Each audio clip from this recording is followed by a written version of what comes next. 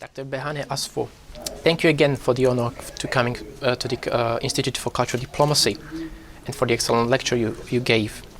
We would love to ask you just a few follow-up questions to go a little bit deeper into some of the issues. Let me start with the nation breeding. As a well-known paleontologist, how could Ethiopia benefit from its historical heritage? Do you think its use as an element of nation branding is sufficient? First of all, the country can benefit a lot from its natural resources.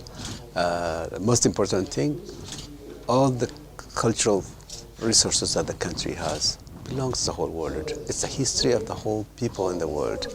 So everybody in the world is part of that history. So it is everybody's interest to come to Ethiopia, and which means attracts tourism, and which means build the economy. So it is a lot. It's very important, and it will help a lot, and it's something that we have to capitalize on for, branding the country as a major destination because of its deep history, and not only deep history, it's a continuous record of humankind. Yeah. And second question is, do you think enough has been done to brand the country with the kind of resources that it has? I don't think we have done enough. Okay. I don't think we have done enough. We just started. Yeah. And I think the assets we have is so enormous. And the kind of promotion that we have done, to let the world know about the value, about the money value that you get for every penny that you spend, when you travel to Ethiopia, is enormous. That is not really well said. So I think we have not done enough, but we just started, and this needs to be worked on seriously, and we have to invest our knowledge and invest our power and everything that we have to disseminate this information to the whole world.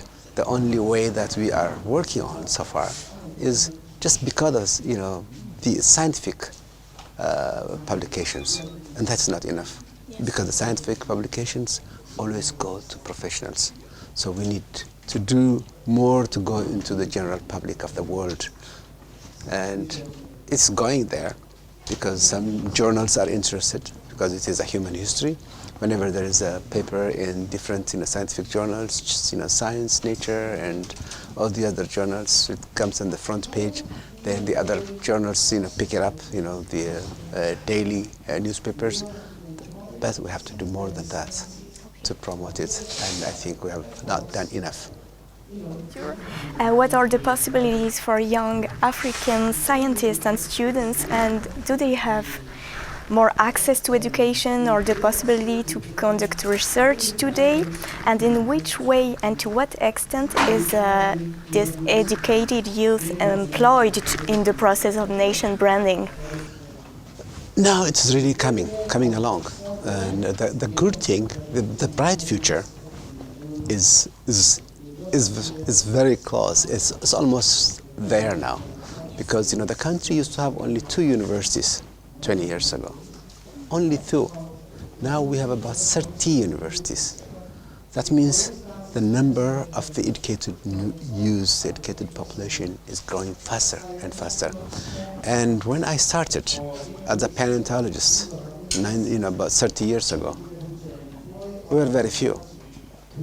I was the only person who was actively engaged in human evolutionary research 30 years ago. Now, we have more than 10 professionals with PhDs and with lots of publications doing their own research in the country. These are people who graduated from major universities all over the world, from France all the way to the United States and different countries, in different parts.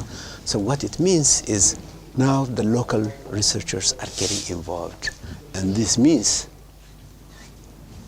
increase of knowledge, because when you import professionals from all over the world to do research. That means that their access is very restricted because they have their own life, wherever they are, and they do it once a month, once a year, or 1 month in a year, or 2 months in a year. And because of their involvement, their activity, the data that we are generating is enormous, as you have seen it in the record. It's not 3-4 dots, it's just continuous dots. That means we are filling up the gaps. So it is impressive, which is much better and helpful to the international scientists who are traveling a long way, living their own life for a month or two, and then come and do research. They do major impacts, but when they are assisted and when the workforce is supported by the local scholars, the research will be continuous and the data will be enormous. So that is what is happening now. So in the other parts, from your question, the African culture. Yes. The African culture that's the world will basically benefit from is cooperation, supporting each other. The species, the human species, was able to survive because of mutual support, mutual care, and which is basically a traditional African culture. And that's what we see in the United Nations. Because, see the nations like a families, different families. Supporting and solving problems of one nation is supporting yourself. Because if you don't support your neighbor when he's in trouble, the next day that problem will come to you. So this understanding that is a new culture, which basically started after the First World War, which is very, very, very important. And this is a traditional African culture. No wonder, because we all evolved from Africa, and the culture that we have is an African culture, which is basically in the course of our evolution, diversified in different directions, whether it is for the best or for the worst. But now we are embracing it again, and which is important. We should capitalize on that for the mutual survival. Care about ecology, care about our culture, care about our commonness. It is very, very important.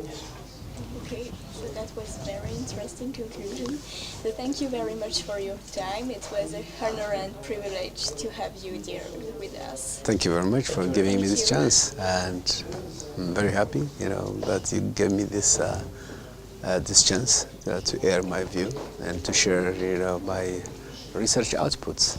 Thanks a lot. Thank you. Thank you very much. Very much.